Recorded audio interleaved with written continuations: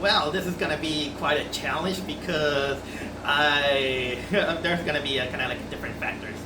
First of all, yep, I saw the latest Pixar movie Elio, and well, I decided to be a little bit silly. So this is why look at me. I just put tin foil on my left eye and this in order to well.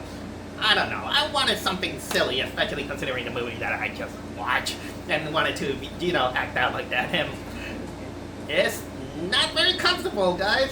I'm half blind with this, and so let's see how much this is gonna hold up until I'm going to like screw it and then take it off. I'll give it like that. And by the way, I also want to tell you that I am specifically talking during this time in which, God, it's really hot outside. We're fighting a heat wave, and so don't mind if you hear the noise because it's the air conditioner. It's really hot, and but yeah, I had quite an ordeal. I even bought kind of like 2 bottles of water to get to the movie, and it feels like a sauna. So honest. And yes, by the way, I know that it's kind of late, but I did kind of made a little bit of a promise to myself that I'm gonna rarely go because AMC is getting exaggerated with their pricing, and not only that. Can you believe that their trailers and their ad it went overboard? Like the movie didn't even start after the 25-minute mark. Can you believe that? Okay, let me consider this. Yeah. I really felt like some of my vision got a little bit blurry because of this thing is kind of patched up. I wear glasses, by the way, but mostly glasses to watch from afar or when I see stuff on screen because I can't read things from afar. So for a better vision, this is why I need the glasses. The typical that I have it on top of my head. But anyway, let's talk about Elio, by the way. I must admit that Pixar is going a little bit kind of like a down spiral, and I was kind of like a little bit vocal with it because not many of the movies that even the original ones are kind of good. They're trying, to make these like sequelization of almost all the other movies, and most of them I gotta say that they were kind of like a mixed bag. Although thankfully they didn't kind of like went through well some of it, I'll say, but it's mostly because. Well, I am actually thankful that they didn't touch A Bug's Life, at least so far. I don't care what people say. I really like A Bug's Life. I never was kind of like a big fan of The Incredibles. I like Toy Story 1 and 2. 3 also I was kind of good, but I always complain that the problem with Pixar nowadays is that it is kind of suffering this middle-age syndrome that this is where I adopted the whole thing in which all the movies have to be, about getting old, finding, some kind of, how can I say, passing the torch because they think that, okay, we're getting a kind of like a generation in which everyone is getting old. This is mostly on Toy Story, and but that doesn't mean that I am kind of having a disdain out of it. Still, up to this day, Coco is my favorite Pixar movie. So, but ever since that, I did kind of notice a little bit of kind of like a decline on the quality and the whole insistence that they want to make sequel for everything. Oh God, I did hear that they're gonna make a sequel for Coco, and I was like. No, I don't see the reason why you're gonna need a sequel to Coco when it was good for what it was. But that doesn't mean that every original movie is good. If you know me, I have this increasingly hatred to Turning Red. I really despise Turning Red. So far at this point, Turning Red is the worst movie I have ever seen from Pixar. And it doesn't help because Elio seemingly they also have the same director. I just find out today, and I was like, oh, frick. And also I think it's kind of also made by who also made also that short that it was, I find it overrated. I think it was called Bao. So honestly, I should have known a little bit better that it came from the guy who made Turning Red, which is a movie that I despise. But in a way, I was actually kind of crossing my fingers for Ellie because, well, the trailer kind of seemed like it was going to be kind of original and it was going to be kind of fun, something like that. But then the trailer came up, and then I kind of noticed that most of the stuff didn't feel more like a Pixar movie, but more like a Disney movie. And at least in terms of my perspective on trying to differentiate between Disney and Pixar, mostly it kind of like how they wanted to make this kind of humor that is very Disney-style, juvenile kind of thing. So I was like, oh shoot. But I was still crossing my fingers.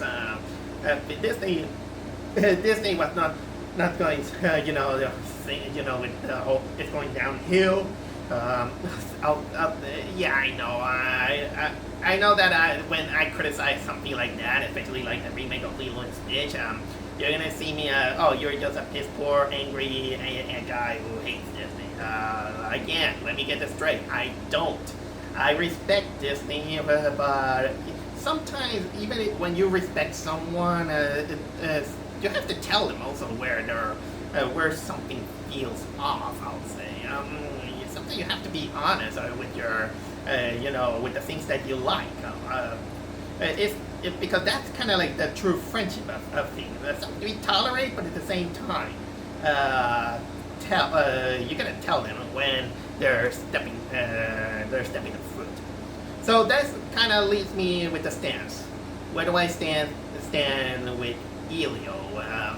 Before I came to watch the movie, I was kind of like surprised that there was kind of like this mixed bag of reviews. Some people like it, also the ones that catch my attention is that some people are considering this as the worst Pixar movie there is, and I was like, for me, kind of hard to believe, because especially considering that Turning Red exists. And so I was technically crossing my fingers, but then I watched it after those 25 minutes wait of trailers and ads. And by the way, because it's summer and also because it was a late afternoon showing, it was full house with children.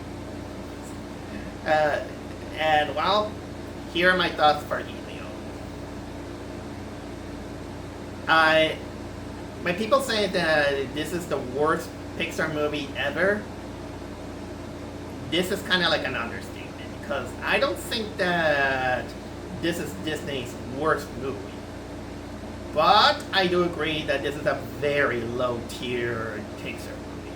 I just came back with kind of like the exact same feelings, but it's another one of those movies that the more you kind of think about it, is not exactly very good.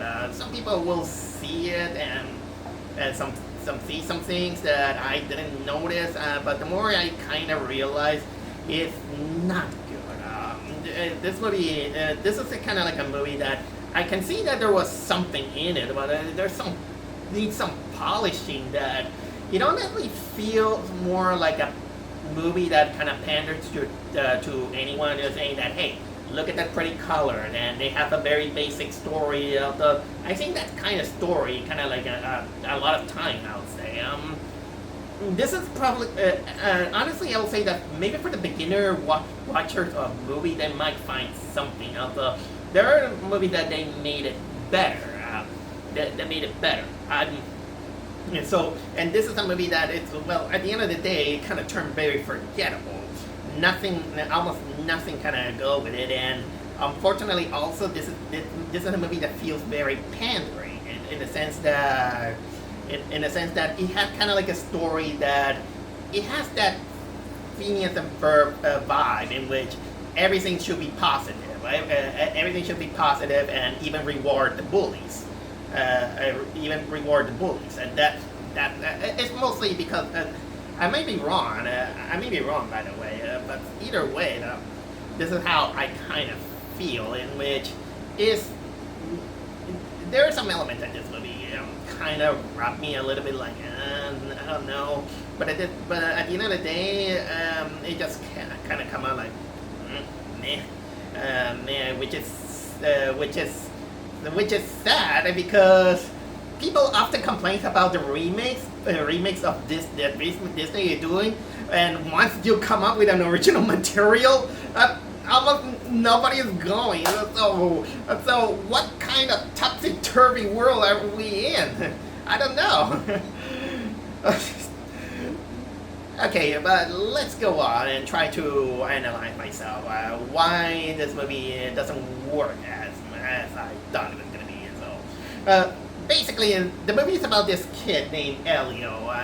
He lost his parents, and now he has to live with his aunt Olga, who she works at. I think she kind of like the military. I think, but kind of close to the space and all this stuff.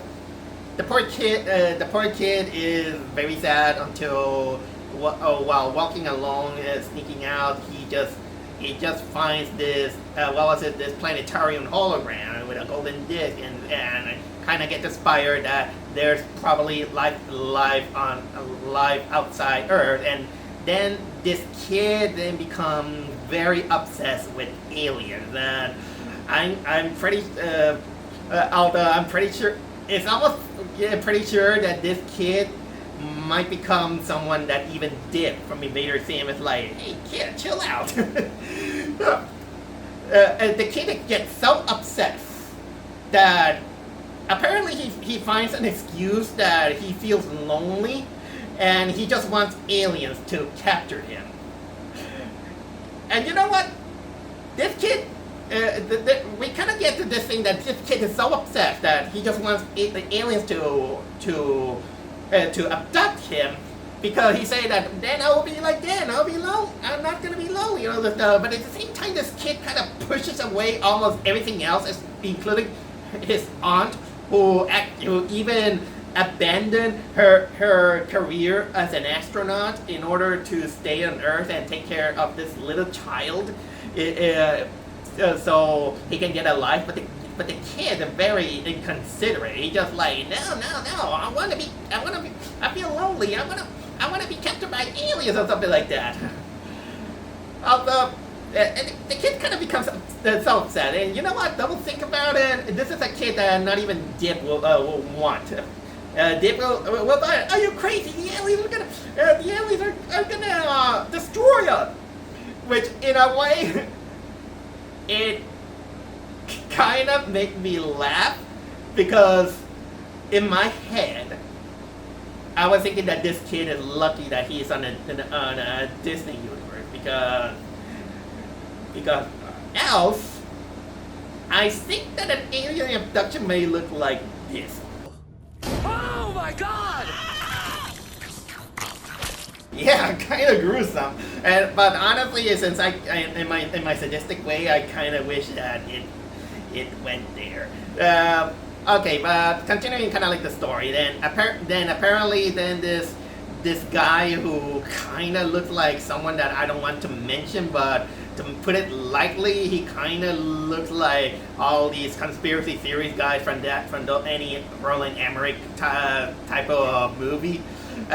He apparently finds out that someone is communicating to them, because they sent this Voyager satellite out on space, and then Elio is desperate, saying, "Hey, come pick me up!" And of course, during the course of the movie, then Elio gets abducted by the alien, and he's very happy because he was accepted by this kind of like this society of aliens, which is called I think it was called the Communiverse, which is almost like a kind of like this high society club that there are different aliens. They all get along. They have kind of like this disc that they attach to yourself, in which which you can modify gravity, body temperature, and even understanding of language. Elio is very happy because he finally got away from Earth, because he wanted to be abducted. That is until they find out that another candidate, which is kind of like this warmonger alien, he wasn't accepted because, well, he's a warmonger. He just wants to fight. He's violent, and he's salty that they don't accept him. So of course, Elio doesn't want to come back. He volunteers to be a diplomat, but he screws it up, and then he befriends the warmonger alien's child. I think it was called Glober or something like that. It's an alien. It's kind of like this larva alien that kind of looks like the what was it? The costume that Boo had from Monsters Inc. I think that was on purpose. I don't know. I don't know. I'm saying that. I don't know if I'm saying that. And well, things escalate from bad to word. I'll get that a little bit much on that. So overall, I will say that this is a very story that is very basic. I would say, and nothing much kind of like surprises, but you can tell that the movie needed a little bit more polish, because honestly, a lot of the scenes kind of happen a little bit too quick and too fast. That honestly, this is something that is been happening, that they want to crank a little bit too much, and everything wants to go kind of like the pacing a little bit too fast, because they want things moving forward, and they are afraid that the kids are gonna lose attention. So this is what I felt like not much happened, and things doesn't kind of like settle or give us some kind of insight, or things doesn't take slow, and again things go out of pilot, which kind of goes. This kind of goes with me also with the other problem that I have, which is basically Elio himself as a character. Elio, at the start of the movie, okay, I kind of understand that the kid was kind of lonely and sad because he lost his parents. But then, for the majority of the movie, the kid, he kind of becomes kind of like a condescending, spoiled brat. So it became really hard to connect the kid, and because here's the thing. I'm not saying that the kid should. You should always make kind of like likable character. You can make unlikable protagonists to the point that it's basically their story. This is what they're gonna get their lesson. They have to kind of like feeling misunderstood, or somehow give us a hint that there's kind of like a hidden kindness on that. But unfortunately, it doesn't feel like it's not, because most of the things, it kind of proves that the kid is more of a jerk than any other character. With his obsession with the aliens, kind of felt in a way, it kind of felt a little bit more unhealthy. And they wanted to take it, and people wanted to say that it's kind of cute, but no, his way is kind of unhealthy, and people will say that, oh well, he's kind of like a 10-year-old kid. Okay, understandable, but the kid is kind of skipped classes. He's a compulsive liar. Also, he even steals another kid. What was it? Wave radio. Wave radio, and well, he starts a fight in which the fight basically leads him to have his left eye scratch. He gets into fight, and he's very inconsiderate to his aunt, who the aunt really tries her. You kind of feel more for the aunt than Elio herself, because the aunt Olga, she tries to with this kid, but this kid is kind of like not. It's kind of like difficult. The kid's kind of he even kind of like, but you're not my family. You're not something like that, and it was kind of even kind of like a moment in which this is one of those kids in which you just really want to slap him, and then so slap some sense. So even the aunt kind of like had enough and decided to send Elio to boot camp. I know that it's harsh and kind of like a half happy coincidence is that Elio then gets bullied by the same kids who are who he picked up a fight and stole the radio. And well, they bully him, but at the same time, yeah, bullying is not nice. But when you kind of put it on hindsight, Elio kind of had it coming. And unfortunately, his brattery is kind of rewarded when he get with the aliens, and the aliens themselves are not exactly kind of like that memorable. Even the designs are not, and you know kind of like very little from them. It's just kind of like there. This is where I think that this is where the CGI it kind of becomes a little bit more intrusive because they look so real that you just kind of don't pay attention too much to it. At least for me. There's kind of like this monster that kind of looks like a rock monster with a Pac-Man face. There's kind of like the monster. There's also the kind of like this blobbery alien that always kind of raised cocktails. Everyone there is kind of drinking some kind of cocktail, but it doesn't explain if it has alcohol in them. There's kind of like also this plant thing that spits green. I don't know. None of them kind of impacts me. At least personally, the closest alien that I actually like the design is kind of like this female eel that looks like this. I think I like that character more than that. By the way, also, apparently there's almost no rules to the alien technology because they can do almost everything, including time freezing. They freeze people and leave them like that. And just in case, it's one of those, there is one of those stories in which it kind of ignored the laws of relativity that when you're in space, your time goes faster or something like that. You know what? I'm gonna scratch that because I'm not a quantum physicist, and since it is fantasy, it's kind of passable. And also, they have a clone machine.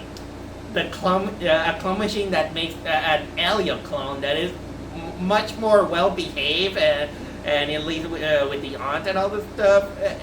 And you know what? Here's the funny thing. That clone, it kind of became my favorite character because honestly, the clone feels like it has a better potential for a story than Elio's story. You know what? I'm getting tired then. Sorry, I can't take it. It's blind. It is blinding me, and it's feeling kind of like uncomfortable. Okay, this one stays.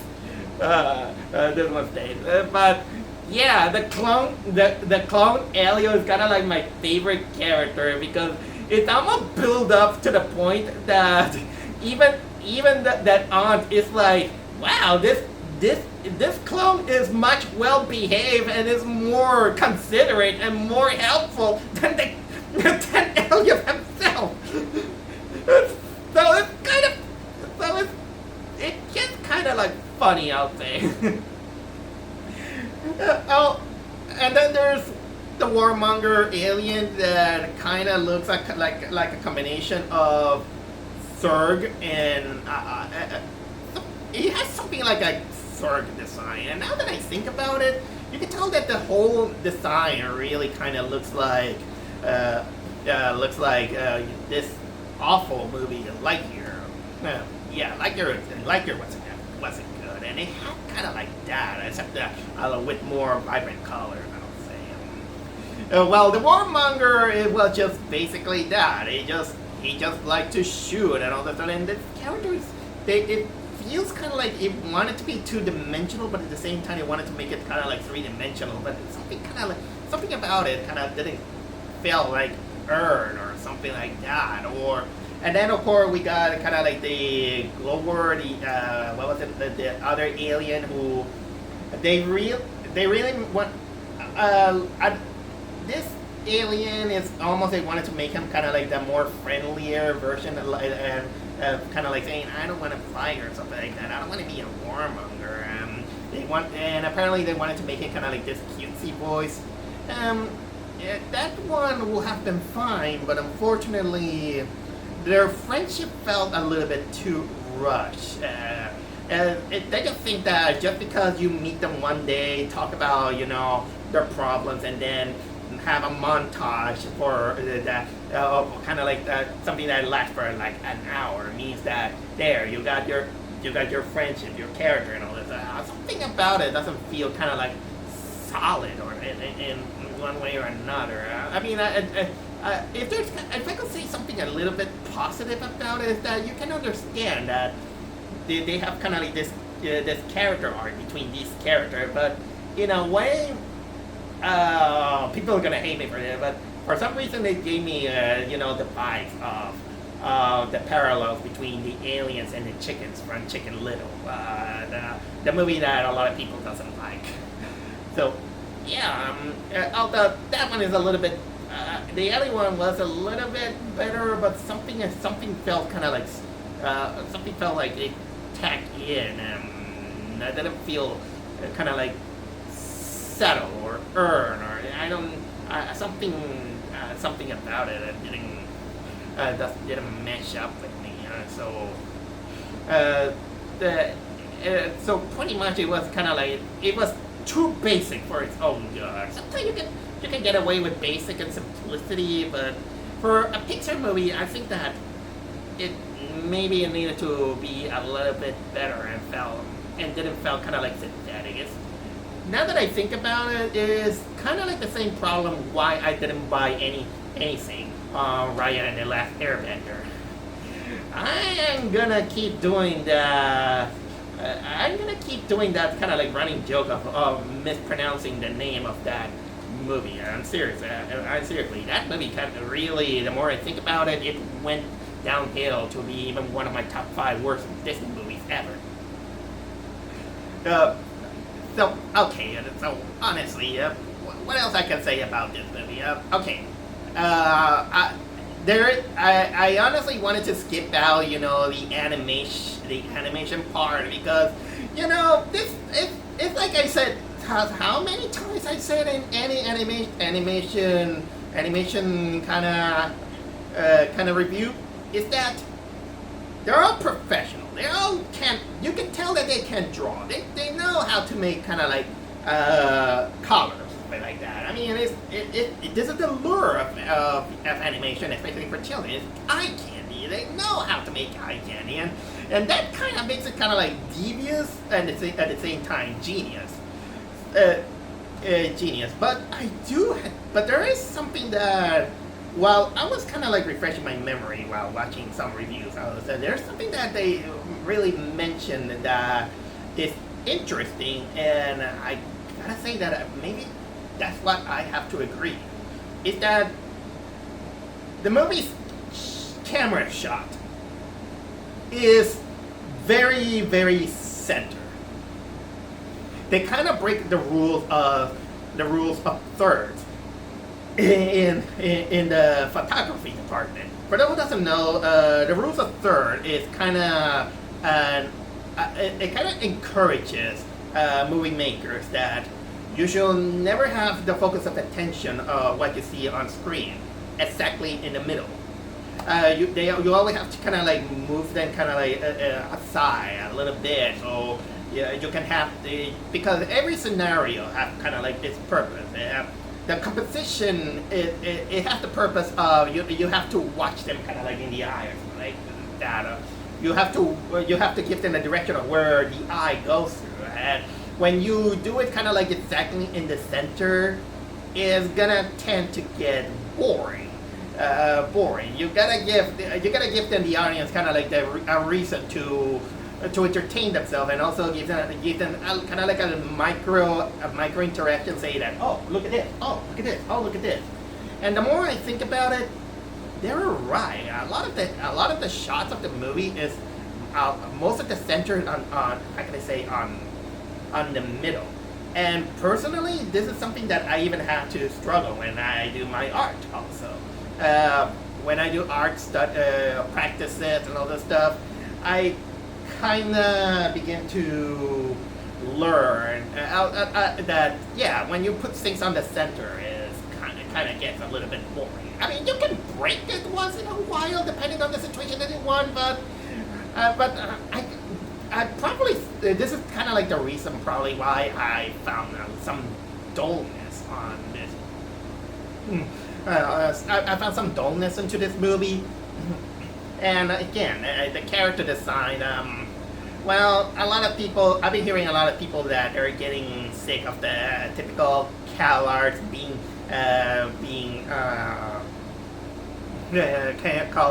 animation or something like that. I have kind of like mixed feeling with that. This is mostly kind of like subjective, considering that, well, okay, now that I think about it, it's the same thing how much I complain sometimes when anime looks a little bit too anime in some aspects. Mostly kind of like the isekai ones. That is where I find kind of like the biggest fault, that the character always kind of have kind of like the exact model, or rarely you can see kind of like a change on how they look. Like, how they look. Well, I don't have kind of like a big disdain to the being CalArt thing, although I do kind of notice that this is very, that art style kind of comes up a little bit too soft, and doesn't let characters get, go wild or expressive or something like that.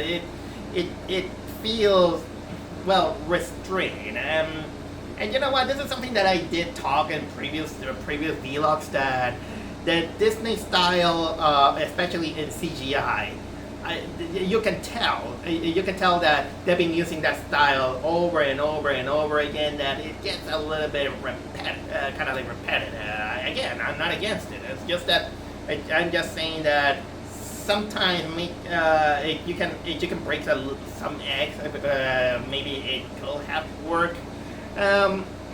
Also, and of course, there's the kind of like the colors like that. But I will say also that probably at the end of the movie, if you kind of notice, I am probably gonna say that this is where I probably see the worst slow motion effect I have ever seen, because I don't know what happened, but there was this slow motion moment, and apparently the slow motion moment, it kind of feels like it's not smooth enough, to the point that I kind of noticed that it kind of feels like it jumped frames.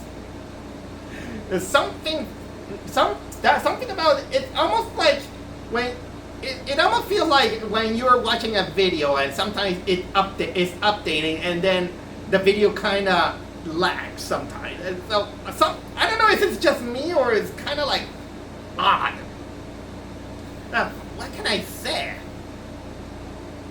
And okay, and now we go for, with the miscellaneous aspect about the movie, and like I said, it was hard for me, to root for Elio, considering that he was basically kind of like just a bratty kid who he feels lonely because of the parents and all this stuff. Although but it didn't help that the kid was kind of like condescending, and he really lashed out to his aunt almost for no reason. And the more you watch the movie felt like it wanted to capture the essence of Lilo and Stitch, but without understanding what made Lilo and Nanny likable in the first place. At least they capture a little bit with the aunt, but we don't know much about her, especially except that she works kind of like in the military or something like that, and you can tell that she kind of tries, but it doesn't show too much about it. You more see her losing her mind, because the kid kind of becomes uncontrollable by fighting against other kids, stealing their stuff, and getting this unhealthy obsession that he wants to be captured by aliens. And this is where, like I said, it's hard to write, characters that are unlikable at the beginning, even when they have kind of like the excuse that they lost their parent, even though they doesn't show why. I don't know. It doesn't exactly mesh well why the kid gets obsessed, being captured by aliens. And his obsession goes enough that he begins to push everyone. But at the same time, nothing about this kid kind of showcased that we have to care for him. This is where sometimes when you write these kind of characters, you have to give them some kind of redeeming quality. Like for example, in the case, this kid could have been a little bit like Lilo, but here's the difference. And by the way, I'm talking about the animated Lilo, not the live action Lilo. At least Lilo, as weird as she was, it shows that she actually is a redeemable character. Like, she cares. She shows that she's lonely. She's weird. And she has obsession, with voodoo, even for her age. But it kind of showcases also her kindness. She shows that she shows that she is under that. Well, even though she fights with Nani, they kind of understand each other. They give Lilo that despite her weirdness, she has redeeming qualities. Elio, on the other hand, it didn't show, at least kind of like at the beginning of the movie, not even in a subtle way. He just kind of felt like, because now that I think about it, imagine if Elio, instead of alien, he kind of became a goth kid or a vampire kid. I know I'm putting something in extremes, but you know what I'm getting into. It's almost like he's just so sad that he just like, please take me, vampire. I want to have your blood suck. But again, he's lucky that he finds nicer aliens and that community that, because or else a community of aliens looking for other species to form a society, it might not go well. Oh my god! Yeah, just like that. Just like that. If you're an adult, you gotta watch that Smiling Friends episode. It's hilarious. It's hilarious. Which kind of brings me also to the point that this community of aliens, if this movie was a little bit more clever or more daring, I was actually, crossing my fingers that the Commutiverse, this community of aliens, which kind of like this, they're acting like this high society, they were actually the bad guy. Wouldn't that make it ironic if the warmonger is not the bad guy? The bad guys are actually the Commutiverse, the community of aliens. That will be an interesting twist. Imagine that. And you can tell that there were layers. That they wanted to be kind of like the layers between the father and of course the Glober, the little alien. That part I can actually accept, but also on the other side, you know what will be another awesome potential of the movie? In which instead of concentrating on Elio and his alien adventure, we kind of concentrate on Elio's clone, because they built kind of like this thing in which because Elio doesn't wants to stay, and the aliens were thinking that, okay, we're we're gonna help you, put a clone so that nobody becomes suspicious that he disappeared or something like that. So they make kind of like this alien made up clone, and the fact that the aunt begins to like the clone better than the alien is both sad but at the same time hilarious, because honestly, because the clone has more redeeming qualities than the kid itself. And I know that and in a way I was also appreciating that this is kind of like the point of the movie. This kid who was inconsiderate and of the people of the things that he got, and he just wanted to be abducted by aliens because he just felt lonely, and thinks that aliens might understand him because, well, the kid apparently he's on his own world. He makes things. Although, oh yeah, there's also this kind of like thing in which the kid kind of invented his own language. But again, this kid kind of. Instead of being charming, for some reason the kid kind of was a little bit bratty, and I wish I could say it kind of a little bit in a playful way, but the mean spiritedness of the kid kind of make it a little bit hard. Although I did appreciate that gradually the kid actually learned his lesson, but in a way I kind of wish that it was kind of like much harsh. For example. Maybe they could kind of like act like, for example, the aunt she realizes about the clone, and then she's kind of like, you know what, this clone behaves better than my own child, and she kind of goes with it. I know it's mean spirited, but at least it'll build an arc on her because honestly, it's funny that I found potential on the clone story. And honestly, I feel more bad for what happens to the clone more than the rest of the characters themselves. This poor clone. and yeah, typically the movie ends very Pacific, very hunky dory. That it feels like, well, things kind of just happen.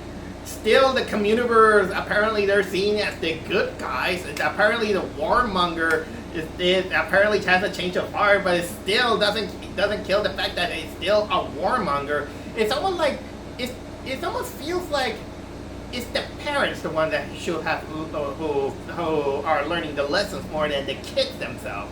Although Elio also have kind of like its bit that, well, for better or for worse, it's not exactly kind of like the worst thing I have seen, and then the movie wanted to end kind of like with kind of like this pretentious moment in which, like, are we alone in the universe or something like that, kind of like in the almost like Close Encounter of the Third Kind, or worse, Interstellar, but are probably Contact, and then of course we get this.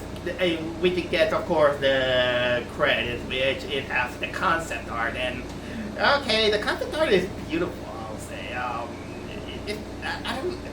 This is a movie that I really needed to have a little bit more cooking than, well, showcasing like that.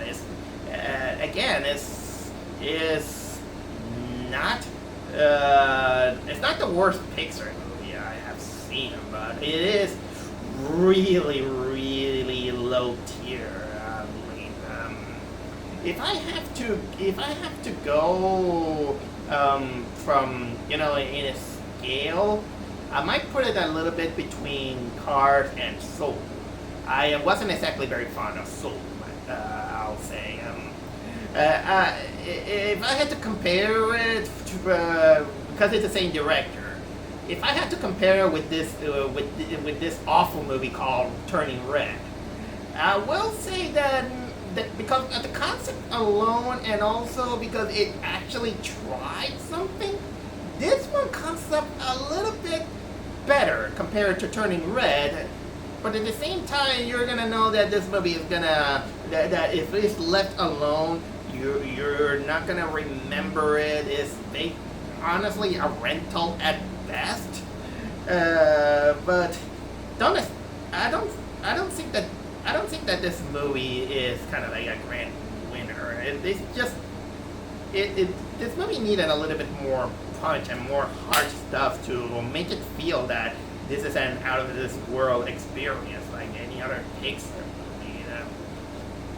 Yeah, so just nice try. Just go watch another alien movie, even the Smiling Friends movies, because, well, we may not be alone in space, but I don't think that we're surrounded by the nice community of aliens.